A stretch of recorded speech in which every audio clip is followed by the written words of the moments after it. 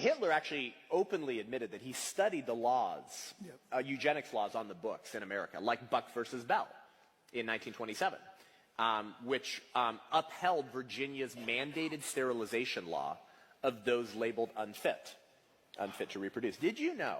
Who's heard of Buck versus Bell, by the way? See? Isn't that crazy? It's one of the most atrocious, controversial Supreme Court decisions, right up there with Dred Scott. The hidden history of the secular moral revolution. I found a report from 2020 the other day. I'm going to include references to this. By the way, I have a book coming out called The 1916 Project. So for the nerds who want to go deeper, don't worry. It'll have more than the film. This report looked at the 9 most commonly used high school history textbooks in the United States of America.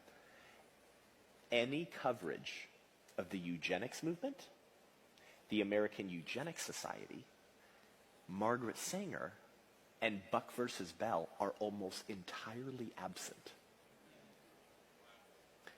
Because of the Supreme Court decision, Buck versus Bell, that allowed the state to mandate the sterilization of those labeled unfit to reproduce, over 70,000 people were forcibly sterilized between California and New York in the next 15 years.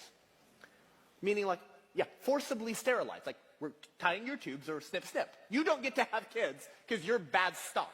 You have bad genes. Margaret Sanger celebrated the Buck versus Bell decision when it was decided.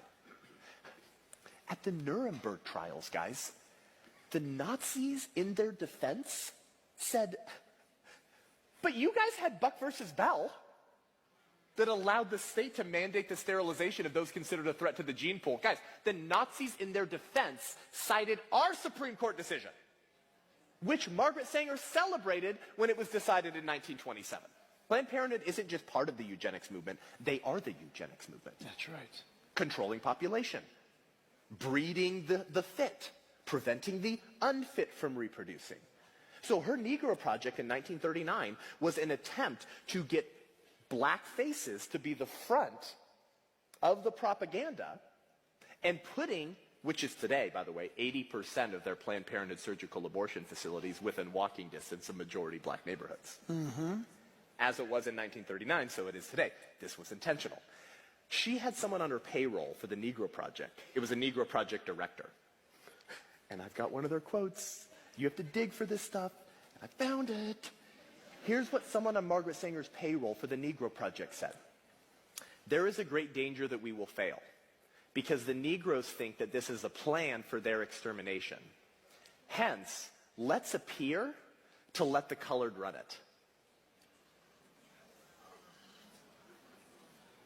Let's appear to let the colored run.